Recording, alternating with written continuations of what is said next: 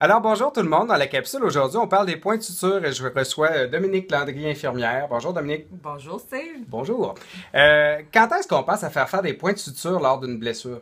On pense à faire des points de suture quand on a une blessure de plus de 1 cm de profondeur et de largeur. OK. Pour éviter l'infection, c'est la principale raison. Pourquoi on fait des points de suture? Parce qu'on veut pas que ça s'infecte puis qu'on fasse une infection. OK. Il faut surtout faire attention aussi au tétanos, hein?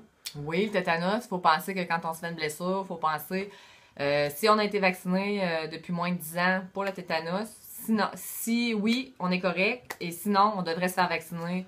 On a quelques heures après la blessure pour se faire Tétanos qui vacciner. survient au contact de la rouille et aussi... Ça peut être de la rouille, ça peut être de la terre, si on fait pas de l'agriculture, oui, mais du jardinage, par exemple, chez nous, des sports dans la terre, ça peut être là des années, puis là, nous, on va aller... ça peut être une morsure d'un animal aussi, qu'on pourrait attraper le tétanos. OK. Fait que, c'est ça, bien penser à ça. Et puis là, on désinfecte ça avec un bon désinfectant et après ça, on couvre comment?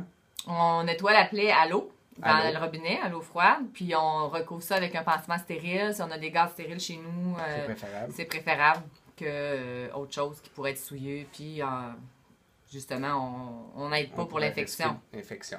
C'est ça. Et on peut couvrir aussi après ça, on pourrait aussi rapprocher les bandes, rapprocher la plaie avec des petites bandes de rapprochement si on Oui, en a. on pourrait utiliser des bandes de rapprochement. Si la plaie est plus petite que 1 cm, on utilise ça, on rapproche les bords de plaie avec des petites bandes stériles, puis on désinfecte avec un onguent antibiotique, puis on se met un pansement par-dessus pendant une journée, puis on vérifie s'il n'y a pas une infection. Si c'est de moins d'1 centimètre. C'est quoi les signes d'infection? Rougeur, douleur, chaleur, écoulement. On vérifie ces 4 choses-là.